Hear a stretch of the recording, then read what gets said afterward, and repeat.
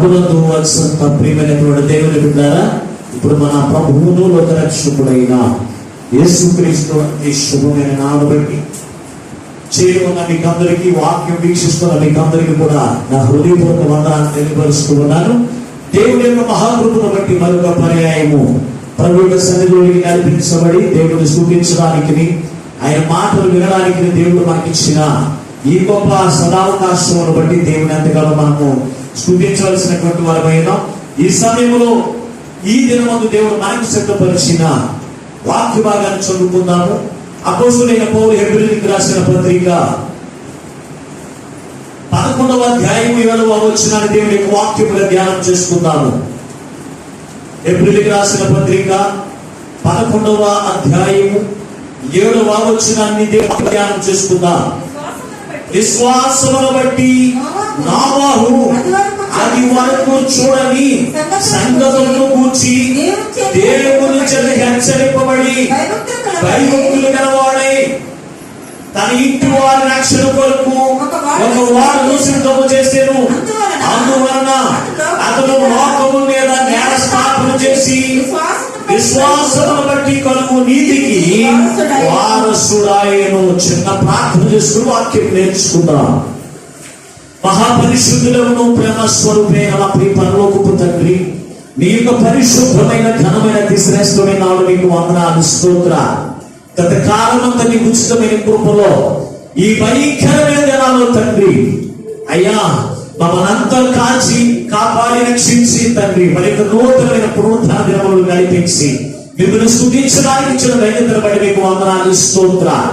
ఇదిగో బిడ్డలందరినీ పేరు పైన దీవించిన ఆశీర్వదించండి. ఏ స్థలంలో ఉండి నీ వాక్యం వింటున్నారో తండ్రి, ఏ ప్రదేశంలో ఏ దేశంలో ఉండి నీ వాక్యం వింటున్నారో ఇదిగో ప్రతి వారికి కావలసిన వాక్య హారం వారికి అందించి బలపరచు తండ్రి.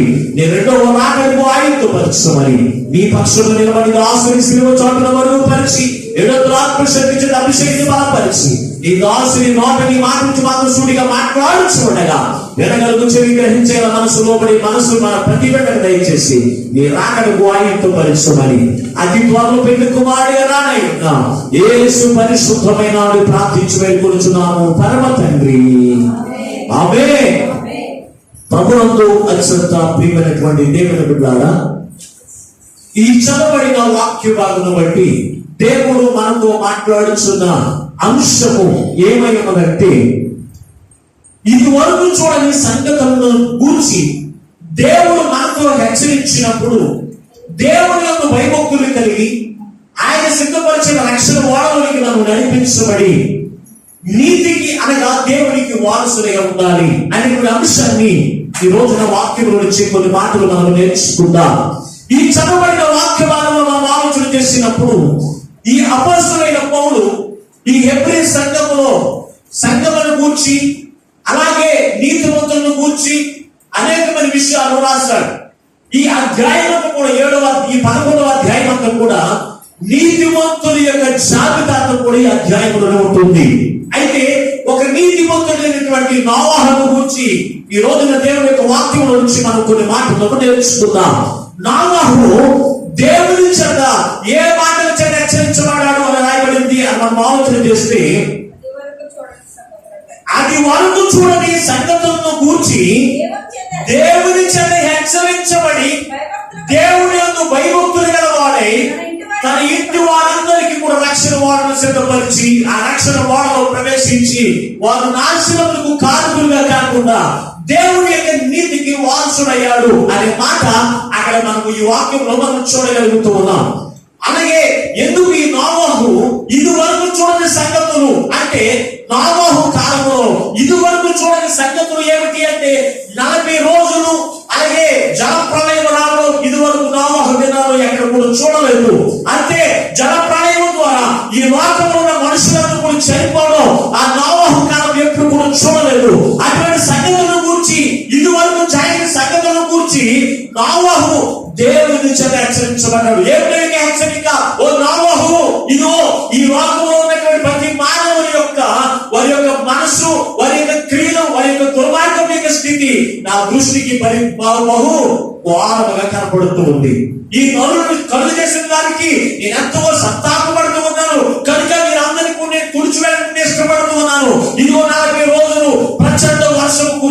ఉంది, ఆకాశ తూములు వెంటబడతాయి, ఈ భూమి మీద వాళ్ళందరూ కూడా చనిపోతూ ఉంటారని చెప్పి దేవుని చేత హెచ్చరించబడ్డారు. ఇదిగో ఒక వాడను సిద్ధపరచు, ఆ వాడలోనికి నువ్వు నడిపించు, అనేకులు నడిపించు.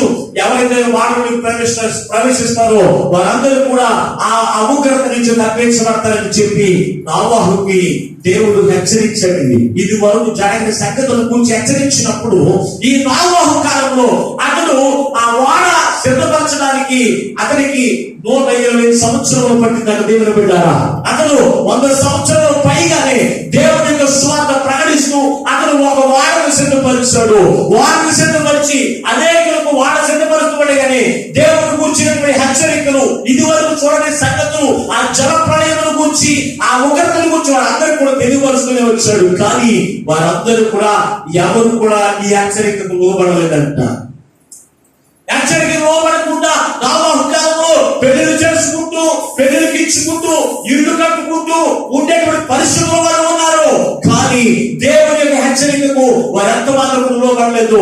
ఎవరు మాత్రమే ఆ వాడలోనికి ప్రవేశించారంటే దేవుని భయభక్తులు కలిగి దేవుడు సిద్ధపరిచిన వాడలోనికి నోవహును, అతని యొక్క భార్యను, 3 కుమారులు, 3 కోడలు కలిపి 8 మంది ఆ రక్షణ వాడలోనికి ప్రవేశించారంట దేవుని బిడ్డారా. వారు మాత్రమే వారు ఆ ఉగ్రత నుంచి తప్పించబడ్డారు. అంతేకాదు వారు దేవునికి అనగా నీతికి వారసులుగా ఎంచబడ్డారు. నిజమే, ఈ రోజున ఇదివరకు చూడని సంగతులు ఈ రోజున మనం లోకంలో చూడగలుగుతూ ఉన్నాం. అవునా లేదంట? ఇదివరకు ఈ కరోనా వైరస్ అనేది ఉందా?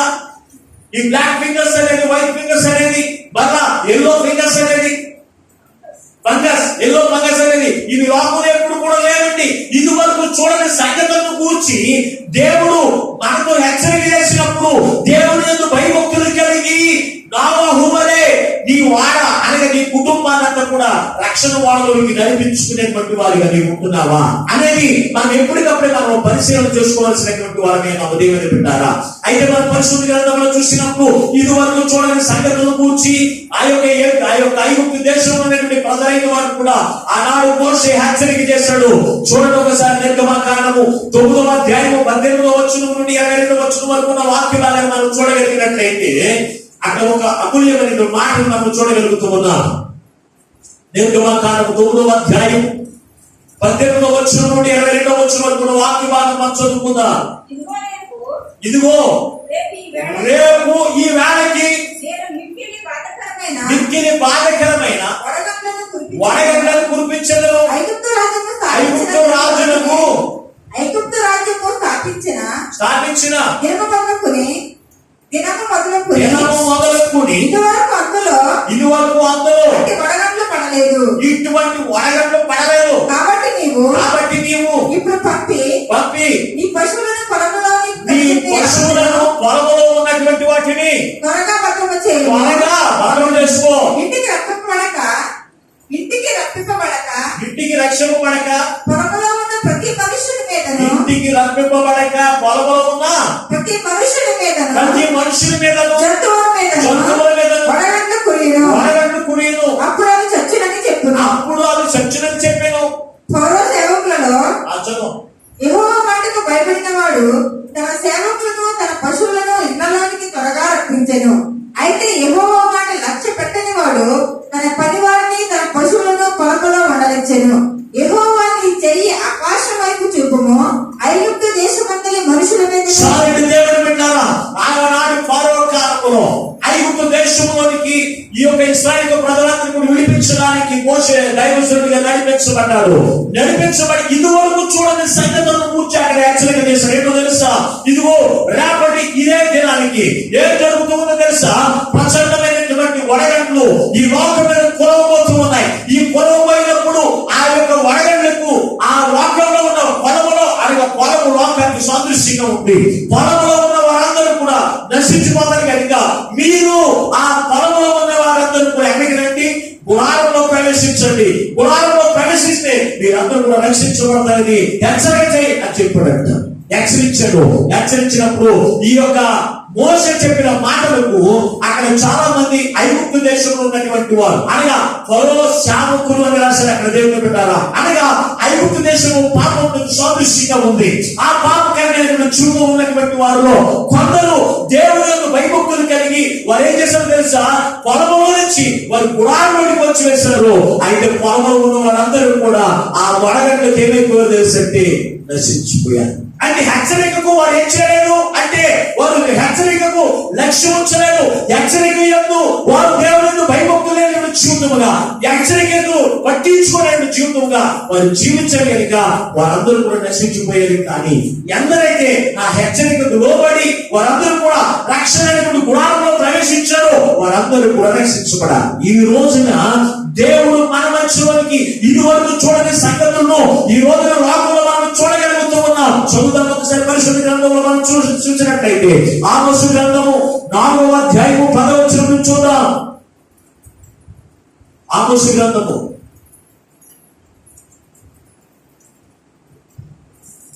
4వ అధ్యాయము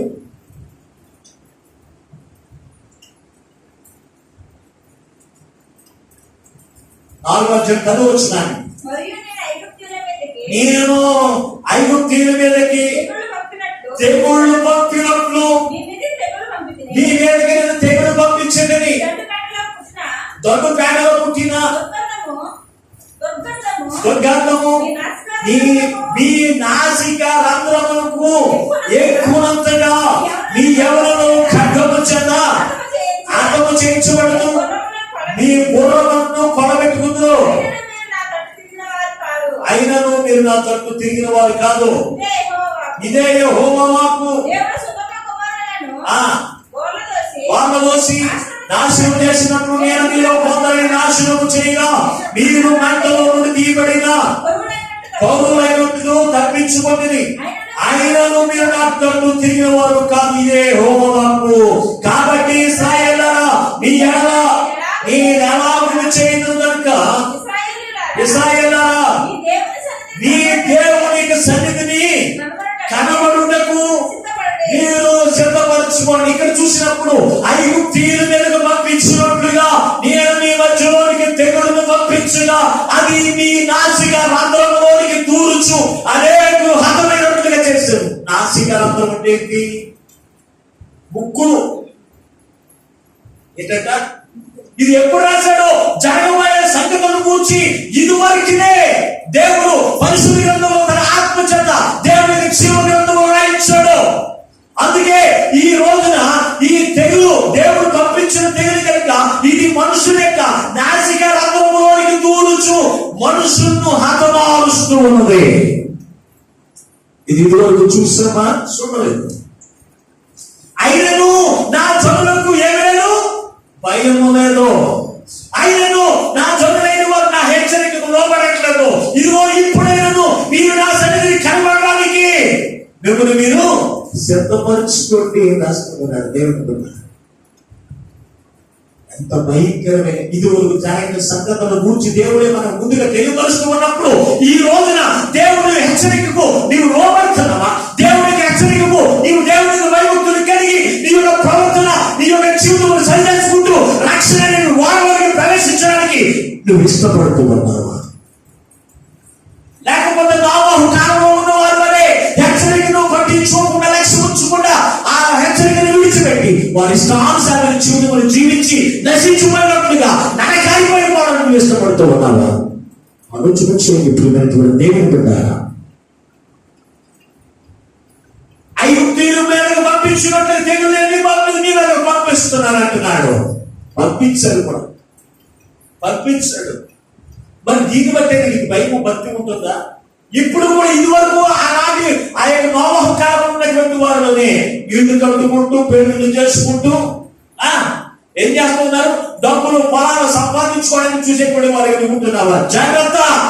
ప్రియమైనటువంటి దేవుని బిడ్డలారా, దేవుడి వరకు చూడని సంగతుల గురించి దేవుడు నీతో మాట్లాడుచుంటే దేవుని యొక్క రక్షణ ద్వారంలోనికి నువ్వు ప్రవేశించడానికి నీ మనసును పురుగొనుకుంటున్నావా? ఆలోచన చేయండి. దేవుడు హెచ్చరించాడు. ఇదివరకు సంగతులను ఇదివరకు చూడని సంగతుల గురించి దేవుడు నోవహును హెచ్చరించినప్పుడు దేవుడు భయభక్తులు గలవాడే రక్షణ వారిలోకి తన కుటుంబాన్ని నడిపించుకున్నాడు.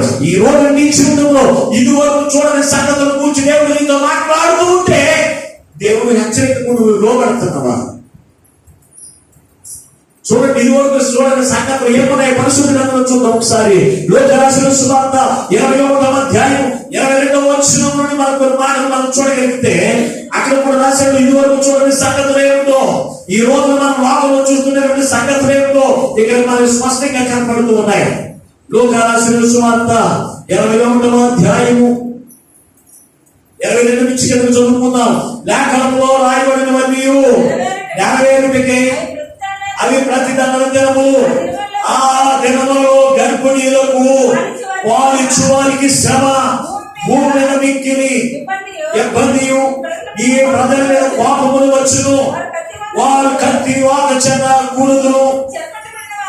అలాగే అది కిందకి ఒకసారి 26 వచనంలోకి ఆకాశమందరి శక్తులు కలిగిపడును కనుక లోకము మీదకి రావచ్చున్న వాటికి విషయమై భయము కలిగి మనుషులు ఎదురు చూచుచు ధైర్యము చెడి కూలిపోవుదురు.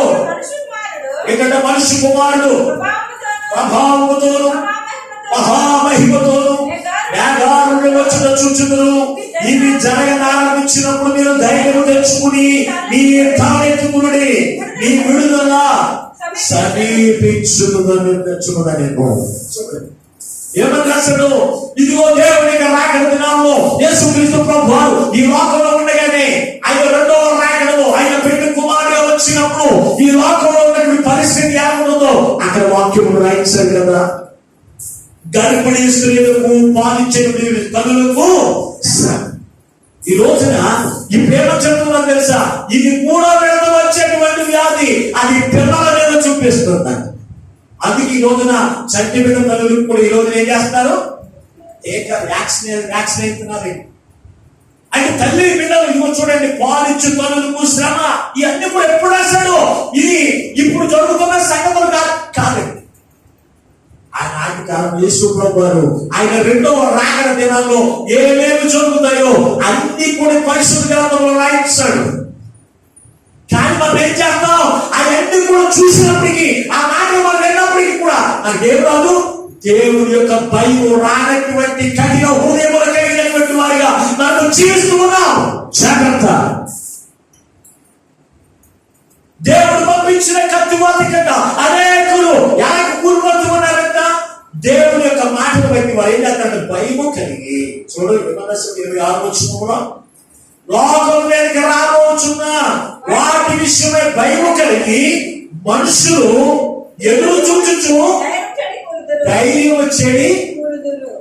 కరోనా వచ్చి కూడా చచ్చిపోవాలని చాలా మంది, కరోనా వచ్చేస్తా దానికి చచ్చిపోవడం చాలా మంది ఉన్నారు ధైర్యం లేకుండా. మరి జరుగుతున్నాయి కదా, జరుగుతున్నాయంటారా? పరిశుద్ధ గ్రంథంలో ఏ మాట కూడా నెరవేరకుండా ఉండదండి. కనుక ఇవన్నీ జరుగుతూ ఉన్నప్పుడు మనిషి కుమారుడికి రెండవ రాకడని మీరు తెలుసుకుని మీరు ఏమనండి, ధైర్యము వహించండి. ధైర్యం వహించి దేవుడు భయభక్తులు కలిగి రక్షణ వారంలోకి ప్రవేశించడానికి మన యొక్క కుటుంబాన్ని మనం ఏం చేయాలి? గురుకొట్టుకునేటువంటి వారిగా మనం ఉండాలి. ఎవరో చచ్చిపోరు కదా నేను తెచ్చుకోవాలనుకుంటున్నాను. జాగ్రత్త, దేవుని బిడ్డలారా. ఇవన్నీ కూడా దేవుని యొక్క భయం మనుషులు తెలుసుకుని ఇక మీద సరే దేవుని యొక్క భయభక్తులు కలిగి ఆయన రక్షణ వారంలోకి మనం ప్రవేశిస్తామని దేవుని యొక్క భయాన్ని ప్రపంచమంతటి మీద కూడా దేవుడు చూపిస్తూ ఉన్నారు. జాగ్రత్త, ఇది మనుషులు చూపించే భయం కాదు. మనుషులు చూపించే వారి భయం అయితే ఒక కుటుంబంలోనూ లేకపోతే ఒక ఇంటిలోనూ లేకపోతే ఒక గ్రామంలో ఉండవచ్చు. కానీ దేవుడు చూపించే భయం ప్రపంచ దేశంలో సర్వలోక మానవులందరికీ కూడా దేవుడి రోజున చూపిస్తూ ఉన్నాడు. కరోనా అంటే తెలియనటువంటి పిల్లలు ఉన్నారా? చిన్న పిల్లల మొదలుకొని వృద్ధుల వరకు కూడా కరోనా వైరస్ తెలియదు అనేటువంటి దేశమే లేదు. ఇది ఎవరు పంపించారు? దేవుడే. ఇది వరకు చూడని సంగతులను గురించి దేవుడు నిన్ను హెచ్చరిస్తూ ఉన్నప్పుడు ఈ రోజున నువ్వు జ్ఞాపకం చేసుకో. నోవహు వలె దేవుని భయభక్తులు కలిగి ఉండడం, రక్షణ వారంలోకి ప్రవేశించి నీతికి అనగా యేసుక్రీస్తు ప్రభువానికి నువ్వు వారసుగా ఉండడానికి నిన్ను నీవు సిద్ధపరచుకోవాలి. నువ్వు సిద్ధపరచుకోకపోతే ఆ నోవాహు కాలంలో ఉన్నటువంటి వాళ్ళందరూ కూడా దేవుని యొక్క హెచ్చరికకు లోబడకుండా ఎలాగైతే వారందరూ కూడా నశించిపోయారో అటువంటి నిత్య నాశనమైనటువంటి నరకానికి వెళ్ళిపోతారు.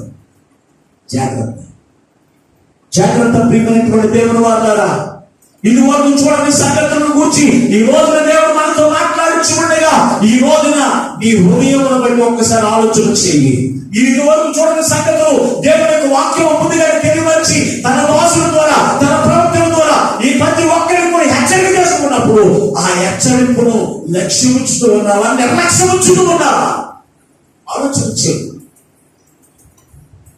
ఎంత స్పష్టంగా రాశాడండి.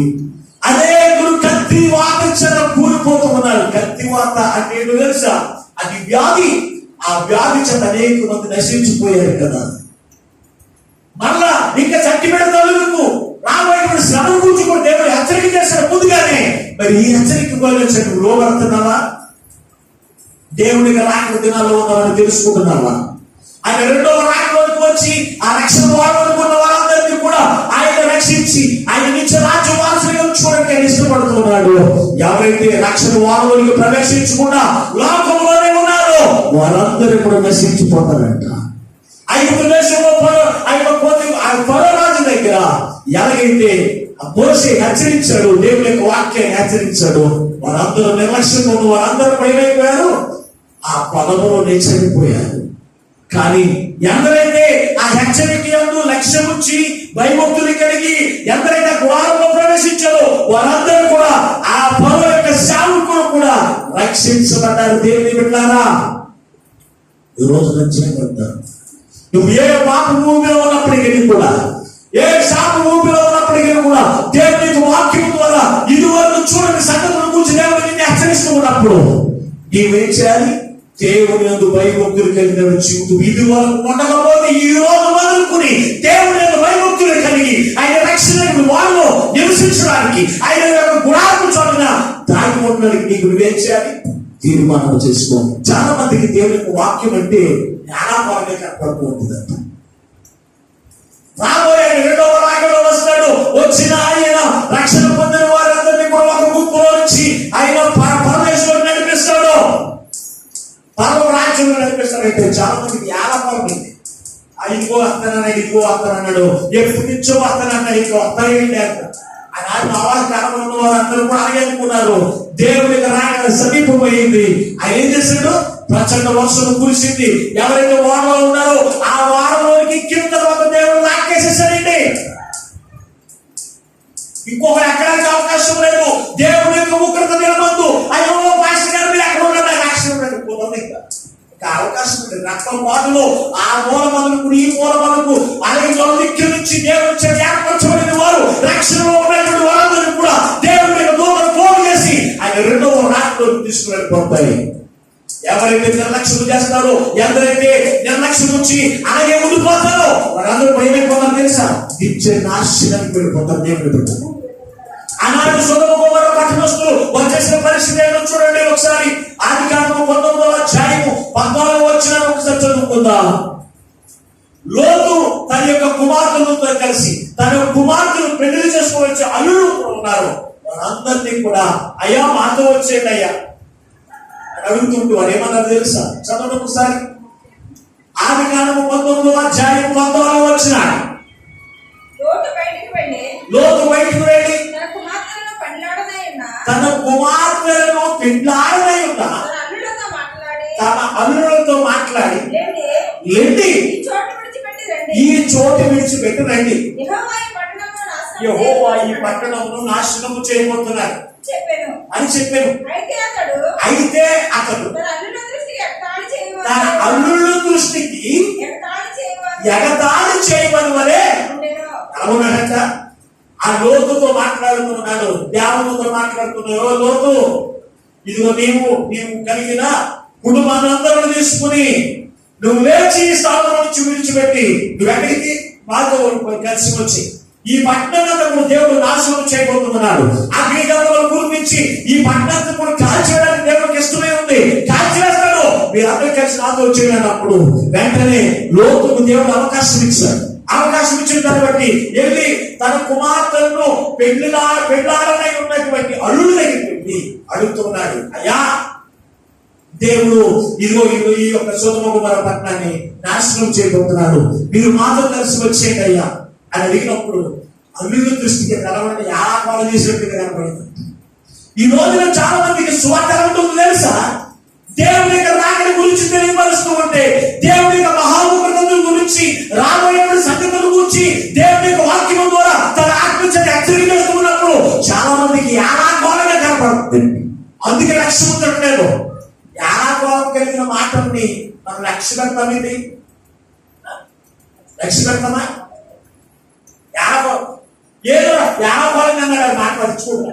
యానాకోలంగా మరి పలికిన మాటలు మనం పట్టించుకోవాల్సిన లేదు. మరి ఏ మాటలు పట్టించుకోవాలి? దేవుని యొక్క మాటలు మాత్రం మనం యానాకోలంగా తీసుకోవడానికి వీల్లేదు. దేవుని యొక్క మాటలు ఆయన హెచ్చరికలు మనం యానాకోలంగా తీసుకోవడానికి వీల్లేదు. ఈ రోజున చాలా మంది విశ్వాసులు దైవజనులతో పోయిన యానాకోలంగా మాట్లాడేటువంటి వారు ఉన్నారు. ఏంటి యానాకో? దైవజనుడు అంటే ఎవరు? దేవుని యొక్క మాటలు మనకు అందించేటువంటి వాడు, దేవుని యొక్క శక్తి గల మాటలు, దేవుని యొక్క రాకడను కూర్చునేటువంటి మాటలు, దేవుని యొక్క రక్షణ కలిగిన మాటలు మనకు అందించేటువంటి దైవజనుడితో మనం యానాకోలంగా మనం ఉండడానికి వీల్లేదు. దైవజనుడు అంటే దేవునికి మనుషులకు ఒక ప్రతినిధిగా దేవుడు ఏర్పాటు చేసుకున్నటువంటి దైవజనుడు.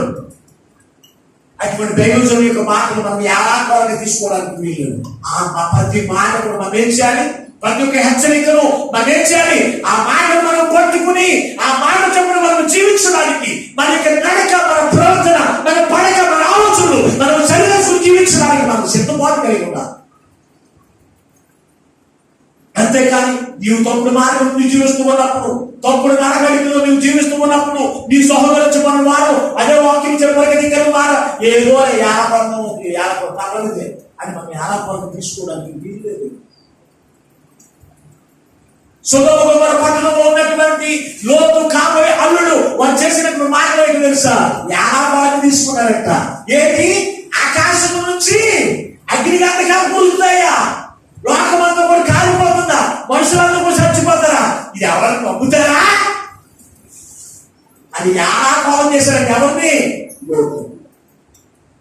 అప్పుడు దేవుడు అంటుంది, నేను లేచి సమయం అయిపోతుంది, లేచి ఇదిగో వెనక్కి చూడకుండా మాట్లాడుతూ రండి అని చేయి పట్టుకుని ఆ సొదొమ గొమొర్రా పట్టణం నుంచి బయటకు తీసుకుని వెళ్ళింది.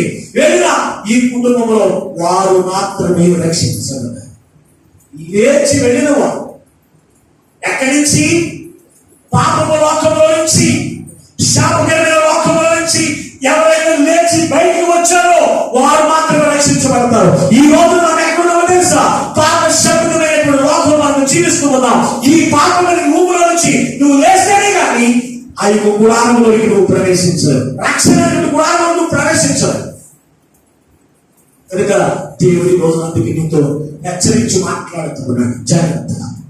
ఎంతవరకు దేవుడు ఇదివరకు చూడని సంగతుల గురించి దేవుడు నీతో సూటిగా మాట్లాడుతూ ఉండగా, ఎంతకు ముందైతే ఈ మాటలు మనం చూడలేము. కానీ ఇదివరకు రాసిన మాటలు మనం యానాకోలం తీసుకోవచ్చు. మీరు ఈ రోజు దేవుడు జరిగిన సంగతులు, జరుగుతున్న సంగతుల గురించి, జరగబోయేటువంటి సంగతుల గురించి దేవుడు నీతో మాట్లాడుచు ఉండగా ఏది యానాకోలాన్ని తీసుకోవడానికి వీల్లేదు. ఆయన రాకడి దినాల్లో మనం ఉన్నాం. ఈ రోజు చూసిన వారు రాకడి మనకు కనబడట్లేదు. అటువంటి భయంకర దినాల్లో మనం ఉన్నప్పుడు దేవుని చేత హెచ్చరించబడిన నీవు ఏ పరిస్థితుల్లో ఎక్కడ ఉన్నప్పటికీ కూడా రక్షణ వారిలోకి ప్రవేశించడానికి నోవహు కుటుంబాన్ని సిద్ధపరచుకుని వారిలోకి ప్రవేశించినట్లుగా నీవు దేవుని చేత హెచ్చరించబడిన నీవు నీ కుటుంబాలంతటినీ కూడా రక్షణ వారిలోకి నడిపించుకునే వారికి ఉండాలి. నీవు ఒక్కడిగా రక్షించబడము కాదు, నీవు ఒక్కడిగా రక్షించబడము కాదు. దేవుని బిడ్డారా, నీవు ఒక్కదాన్ని రక్షించబడితే నీవు ఒక్కదానికి దేవుడికి రాజ్యాన్ని పెడతావు, కానీ వేరొకటి. పరిశుద్ధ గ్రంథంలో చూసినప్పుడు యెహెజ్కేలు గ్రంథము 14:14 అక్కడ మనకు కనబడుతుంది. నోవహు, దానియేలు అనేటువంటి వారు అక్కడ మనకు కనబడుతున్నారు. వారు తప్ప, యోబు అటువంటి వారు తప్ప ఇంకొకరు ఎవరు కూడా దేవుడి రాజ్యంలోకి ప్రవేశించలేదు. చదువు ఒకసారి. నోవహు, దానియేలును, యోబును ఈ ముగ్గురును అట్టి దేశంలో ఉండెను. ఉండినను. వారు తమ నీతి చేత తమను మాత్రమే రక్షించుకొందురు. వారు తమ నీతిని బట్టి తమ్ముని మాత్రమే రక్షించుకున్నారు. ఇదే ప్రభువు యెహోవా వాక్కు. బాటసారి సంచరింపకుండా ఆ దేశము నిత్యమై పడగునట్లు నేను దాని మీద దుష్టమృగములను రప్పింపగా ఆ ముగ్గురు దానిలో ఉండేను ఆ దేశము పాడైపోవును. నా జీవముతోడు వారు తమను మాత్రమే రక్షించుకుందరు కానీ నా జీవముతోడు తమ్మును మాత్రమే రక్షించుకుందరు కానీ వారి కుమారులైనను కుమార్తెలైనను రక్షింపజాలకుందరు. చూడండి, అంటే రక్షణ అనేది ఎవరు తీసుకుంటే వారే రక్షణ పొందుతారు, వారు మాత్రమే పరలోక రాజ్యానికి వెళ్తారు. కనుక రక్షణ అనేది కుటుంబంలో ఒక్కరు తీసుకుంటే అందులో ప్రవేశించారు. రక్షించబడిన నీవు నీ కుటుంబాన్ని కూడా రక్షణ వాడవరకు నడిపించుకోవాలి, వారికి కూడా స్వార్థ ప్రకటించాలి. నీ భర్తకు, నీ భార్యకు, నీ బిడ్డలైన వారికి, నీ కుటుంబానికి రక్షణ స్వార్థ వరకు ప్రకటించి దేవుని యొక్క రక్షణ వాళ్ళ వరకు నడిపించి దేవుని యొక్క నీతికి వారసులుగా మనం సిద్ధపరచాలి. మన ఉందా? మన ప్రార్థన కోసం వాక్యం మీద ప్రార్థన చేసుకుంటాం, మన ఇంటికి వెళ్తాం. తర్వాత సువార్థిగా నువ్వు ప్రకటించకపోతే ఆ రక్షణ నీ వరకు పరిమితమైపోతుంది. నీ భర్త రక్షించబడ్డు, నేను ప్రార్థనకి వెళ్తున్నాను కదా, నా భర్త ఏమంటలేదు అనుకుంటున్నావు. నువ్వు విన్నటువంటి సువార్త నీ భర్తకు, నీ భార్యకు, నీ బిడ్డలైన వారికి, నీ ఇరుగు పొరుగు వారికి, నీ రక్త సంబంధులైన వారికి నువ్వు తెలియపరచు వారిని కూడా రక్షణ వారికి నడిపించే బాధ్యత దేవుడు నీకు ఇచ్చాడు. జాగ్రత్త. అందుకు ఈ రోజున దేవుడు నీతో మాట్లాడుతున్నాడు. ఆనాడు నోవహు కాలంలో ఉన్నట్లుగానే, యోబు కాలంలో ఉన్నట్లుగానే, దానియేలు కాలంలో ఉన్నట్లుగానే వారి రక్షణ వారికి మాత్రమే పరిమితమైపోతుంది. అయ్యో, నేను రక్షించుకున్నాను కదా, నా రక్షణ బట్టి నా భర్తను, నా కుటుంబాలందరినీ కూడా దేవుడు పరలోక రాజ్యంలో కూర్చోబెట్టాలని అనుకుంటున్నారేమో. ఎంత మాత్రం కూడా జరగని పని. రక్షణ అనేది ఎవరికి మాత్రం వారికి పరిమితం. వాళ్ళేం చేయాలి తెలుసా? రక్షించుకున్న నీవు ఆనాడు నోవహు దేవుడి చేత హెచ్చరించబడ్డాడు. అందరి కుటుంబాన్ని అందరినీ దేవుడు హెచ్చరించలేదు. ఎవరు దేవుడి చేత ఎవరు హెచ్చరించబడ్డారు? నోవహు ఒక్కడే హెచ్చరించబడ్డాడు. ఆ హెచ్చరిక తన భార్యకు, తన కుమారునికి, కోడలికి వారికి ఆ హెచ్చరిక దేవుడి యొక్క స్వార్థ ప్రకటించుకున్నారు. వారందరినీ వారికి నడిపించుకున్నారు, కుటుంబాలందరూ కూడా రక్షించుకున్నారు. ఈ రోజున ఈ దేవుడి యొక్క స్వార్థ నీవు ఈ మధ్యలో ఎంతమంది ఉన్నారు వారందరినీ కూడా దేవుడు హెచ్చరిస్తున్నప్పుడు హెచ్చరించబడిన నీవు నీ కుటుంబానికి తెలియపరుచుకుని వారిని కూడా రక్షణ వారికి ప్రవేశించి వారు ఏం చేయాలి? నీతికి వారసులుగా సిద్ధపరిచిన బాధ్యత నీ మీద ఉంది. మరి ఆ హెచ్చరికను ఏడపడంగా తీసుకుంటున్నాడు. అందుకు ఈ రోజు దేవుడు నీతో మాట్లాడుతున్నాడు. ఇక్కడ దినాల్లో ఆ రక్షణ వారిలోకి నువ్వు ప్రవేశించావా? ప్రవేశించిన నీవు దేవుని యందు భయభక్తులకి జీవితం జీవిస్తున్నావా?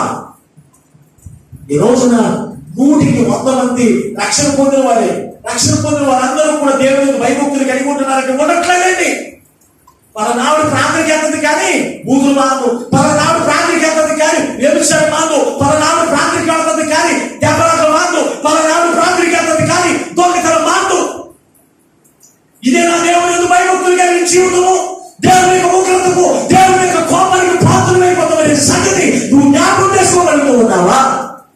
ఆలోచన చెప్పి ప్రియమైనటువంటి దేవుని బిడ్డ, దేవుని చేత హెచ్చరించబడిన నోవహు దేవుని యందు భయభక్తులు గలవాడై తన కొరకు, తన కుటుంబము కొరకు రక్షణని వారు సిద్ధపరుచుకుంటాడు.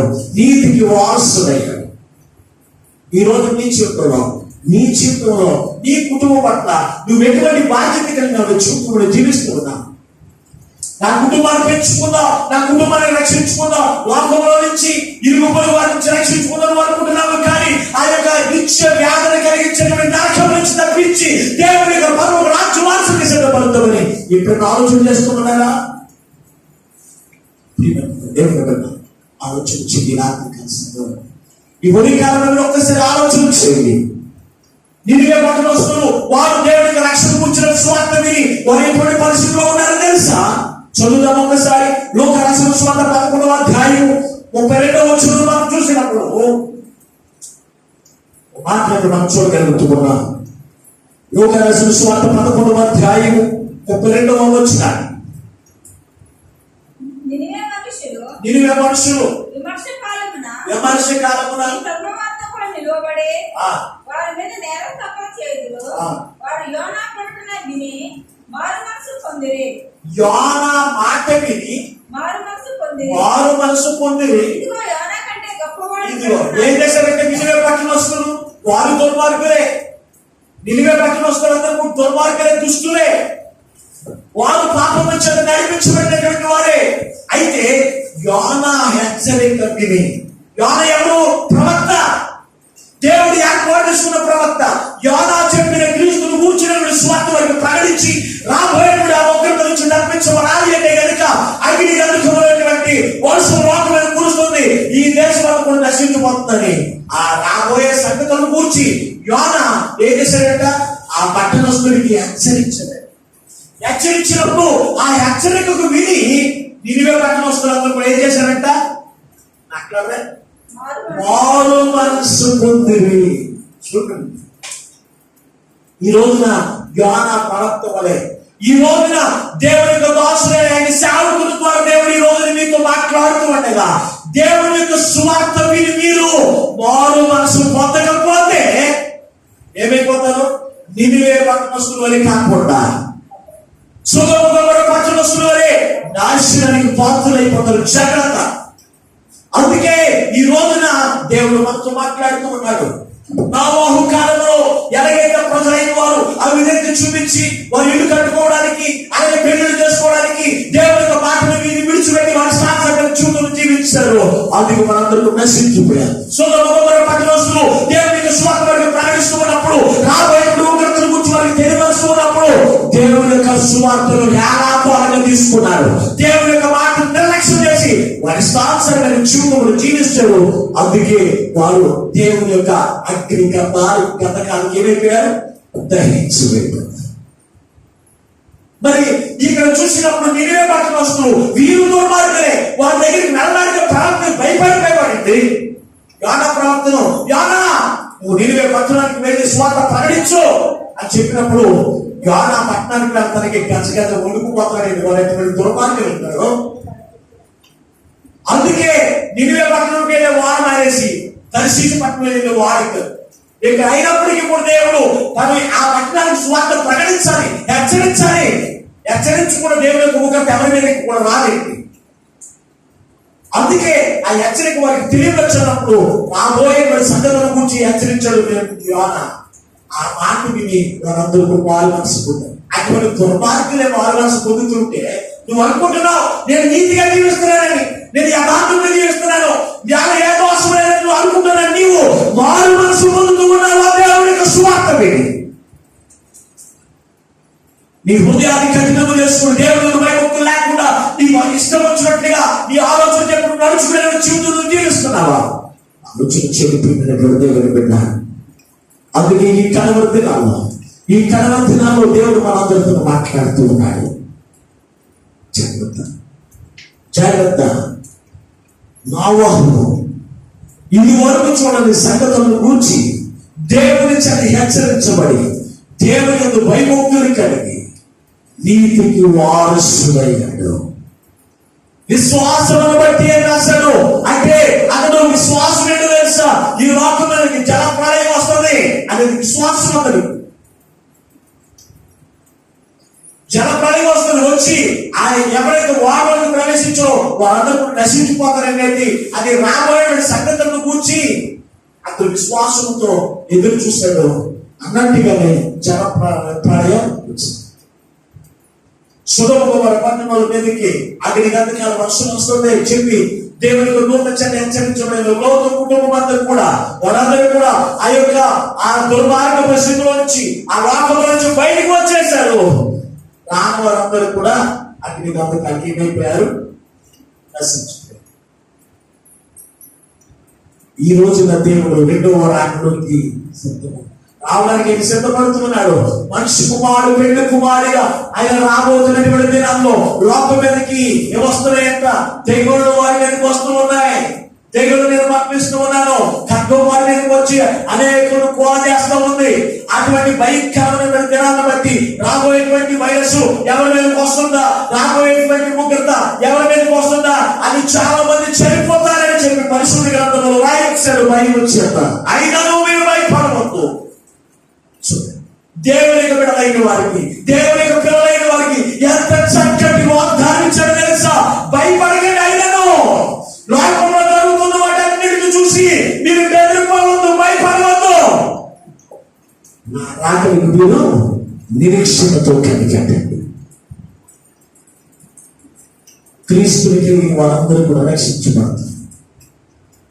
క్రీస్తుని కలిగిన వారందరూ కూడా ఆయనతో కలిసి నీతికి వారసులుగా, ఆయన కుమారునిగా కుమార్తెగా నిత్యము ఆయనతో కలిసి ఆనందకరమైన జీవితం ఇవ్వడానికి ఆయన ఇష్టపడుతూ ఉన్నాడు. భయపడుతూ లోకంలో జరుగుతున్న వ్యాపారాలను చూసి మనం భయపడవలసిన పర్లేదు. మనం దేవునికి కుమారులకు కుమార్తెమై ఉన్నాం. రక్షణ పొందిన మనందరం ఎవరైతే రక్షణ వారవలకు ప్రవేశించకుండా లోకంలోనే ఉండిపోయారు. ఈ స్వార్థ నిమిత్తం సరే యేసుక్రీస్తు ప్రభువు ఆయన నీ కొరకు నా కొరకు ప్రాణం పెట్టి ఆయన నిన్ను నన్ను రక్షించి ఆయన నిత్య రాజ్య వారసులుగా ఉండాలని నీ కొరకు చేసిన త్యాగాన్ని ఒక్కసారి జ్ఞాపకం చేసుకో. నువ్వు ఎటువంటి పాపము భూమిలో పడి ఉన్నప్పటికీ, ఎటువంటి శాపం భూమిలో పడి ఉన్నప్పటికీ, ఎటువంటి దుర్మార్గుడైనప్పటికీ, ఎటువంటి దోషమైనప్పటికీ నీ ప్రతి విధమైన పాపమును కలిగి పవిత్రపరిచి ఆయన నీతి వంతులుగా తీర్చడానికి ఆయన ఇష్టపడుతూ ఈ రోజున ప్రేమతో ఆయన నిన్ను ఆహ్వానిస్తున్నాడు. నోవహు ఆనాటి కాలంలో ఉన్నటువంటి వారిని ఆహ్వానించినట్టుగా, లోతు కాలంలో ఉన్నటువంటి వారిని ఆహ్వానించినట్టుగా ఈ రోజున దేవుడు నిన్ను ఆహ్వానిస్తున్నాడు. రా, ఈ స్వార్థ విని ఆయన రక్షణటువంటి వారికి రండి. మీరు నశించుకోకుండా క్రీస్తులో కలిసి నిత్యం జీవించేటువంటి జీవితంలో మీరు పొందుకుంటారు. అందుకే ఆయన రక్షణ స్వార్థ, ఆయన రక్షణ వారిని ఈ రోజున నీ కొరకు నా కొరకు సిద్ధపరిచి ఆయన ఆహ్వానిస్తుంది. ఈ హెచ్చరిక విన్న తర్వాత తెలుస్తుంది. ఈ హెచ్చరికకు లోబడకు, హెచ్చరికను నిర్లక్ష్యం చేసి నువ్వు జీవిస్తే కనుక నిన్ను రక్షించకూడదు ఆధునిక లోకంలో ఎవరు కూడా లేదు. ఈ హెచ్చరికకు లోబడినట్లుగా నోవహు కుటుంబం వలె, నినివే పట్టణస్తుల వలె ఈ హెచ్చరికకు లోబడి ఎవరైతే మారు మనసు పొంది రక్షణ పొందుతారో వారందరూ కూడా నశించుకోకుండా నిత్యము ఆయన యొక్క కుమార్తె ఆయన వారసుడిగా నిత్యం జీవించారు. అటువంటి వాక్యం మీకు కావాలని కోరుకుంటే కనుక ఇది వరకు చూడని సంగతుల గురించి ఈరోజు మనతో మాట్లాడాడు. అవన్నీ ఈ రోజు మనం జరుగుతూ ఉండడం మనం చూస్తూ ఉన్నాం. ఇంకా రాబోయే పెళ్లి కుమారుడు నాని వస్తాడు. ఆయన వచ్చే సమయానికి రాకుండా రక్షణ వాడలను కలిగి ఆ వాడలను ఉంటేనే నీకు క్షేమము. ఆ రక్షణ వాడలని ఉంటేనే ఎటువంటి ఉగ్రత లోకం మీద ఉన్నప్పటికీ నీ వేదిక మానవ అనేది నీ వేదిక రాదు. కనుక ఆ రక్షణ వాడడానికి మిమ్మల్ని మీరే తీర్మానం చేసుకుని నినివే పట్టణస్తులు మారు మనసు పొందరండి. మారు మనసు కావాలండి. మారు మనసు పొంది రక్షణ పొందుకోవాలి. నినివే పట్టణస్తులు మారు మనసు పొంది విమర్శ నిర్మందున వారు సాక్ష్యం ఇస్తారంట. రక్షణ పొందిన వారిని చూసి వారు సాక్ష్యం ఇచ్చేటువంటి వారు ఉంటారంట. దేవుని బిడ్డ కనుక ఈ ఉగ్రతని తప్పించినది ఆయన కుమారుడుగా కుమార్తెలుగా ఉండడానికి మీరు అందరూ కూడా ఉండడానికి ఆయన ఇష్టపడుతున్న ప్రేమగా ఆహ్వానిస్తున్నాడు. మీరు దెయ్యానికి కుమారుడుగా కాదు, లోకానికి లోకపు బానిసలకు లోకంలో ఉన్నటువంటి పాపము బానిసలు ఉండడానికి ఆయన ఇష్టపడట్లేదు. ఆ లోకం అనేటువంటి పాపము నుంచి బయటికి వచ్చి క్రీస్తును ధరించుకుంటే ఆయన కుమారుడుగా కుమార్తెగా మిమ్మల్ని అంగీకరించి ఆయనతో కలిసి నిత్యం జీవితం ధైర్యత మీకు అందరికి అనుగ్రహిస్తాడు. అటువంటి గొప్ప వాక్యం ఆ పరిశుద్ధాత్మ దేవుడు ఈ వాక్యం మీకు అందరికి అనుగ్రహించుగాక. ఆమేన్. ప్రార్థన చేసుకుందాం. మహాపరిశుద్ధుడైన దేవునికి వందనాలు. నీ రాకడుగున్నాలో తండ్రి, నీ వాక్యము ద్వారా మాతో సూటిగా మాట్లాడి మమ్మల్ని బలపరిచిన యేసయ్యా మీకు వందనాలు.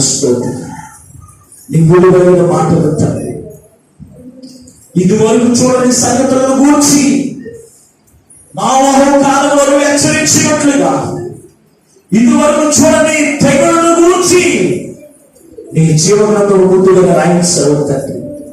నీ రాకడ దినాల్లో ఇదిగో చంటి బిడ్డ తల్లులకు శ్రమ, పాలించు తల్లులకు వ్యాధన అంటూ నవ్వుతండి. అందుకే అయినా కఠిన చేత మంది కూలిపోతారు. కొందరైతే వారి మీదకి రాబోతున్న బట్టి అయ్యో భయముతో వారు చనిపోతారు కాసేవు తండ్రి. ఈ ఇవన్నీ లోకం మీద చూడగలుగుతూ ఉన్నాం. అంటే ఇది రాకడ దినాల్లో మేము ఉన్నామని నాయన మాకు అర్థం అవుతుంది నాయన.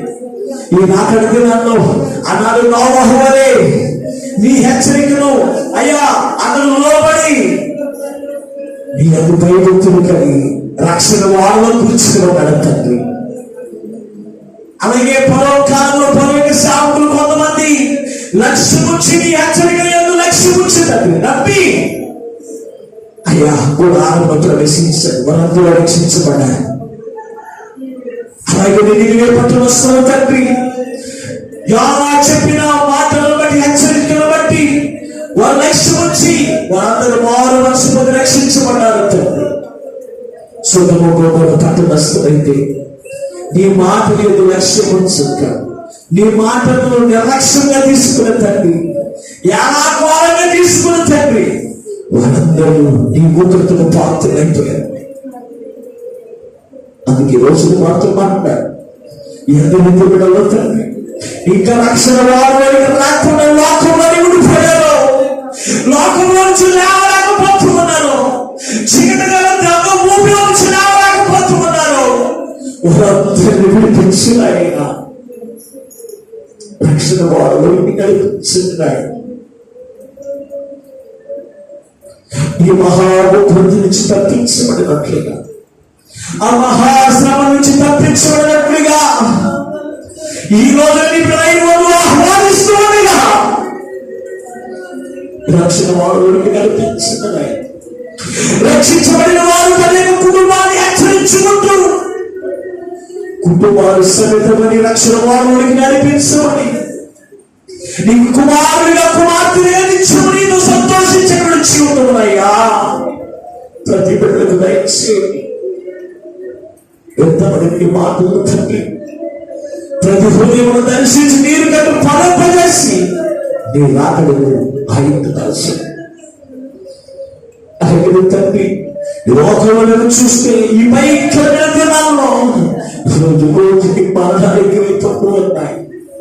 ఎక్కడ చూసిన మరణకరమైన వార్తలే, ఎక్కడ చూసిన భయంకరమైన వార్తలు వింటూ ఉన్నాము తండ్రి. అనేక మంది వైరస్ను బాధపడుచున్నారు, వారందరినీ ప్రతికరమైన రక్తదానం విడుదల చేస్తూ ఉన్నాయి తండ్రి. కరుణించండి ఆయన, కటాక్షముల నుంచి ఉగ్రతను తొలగించి నీవిచ్చినటువంటి వారసత్వానికి పాత్రులుగా ప్రతి బిడ్డలైన వారిని సిద్ధపరిచి మీరు మహిమను పొందమని అతి త్వరలో పెళ్లి కుమారుగా రానయ్యున్నా యేసు పరిశుద్ధమైన నామమున ప్రార్థించి వేడుకొనుచున్నాము పరమ తండ్రి, ఆమేన్. దేవుడు మిమ్మల్ని అందరినీ దీవించును గాక. మీకు అందరికీ మరొకసారి వందనాలండి.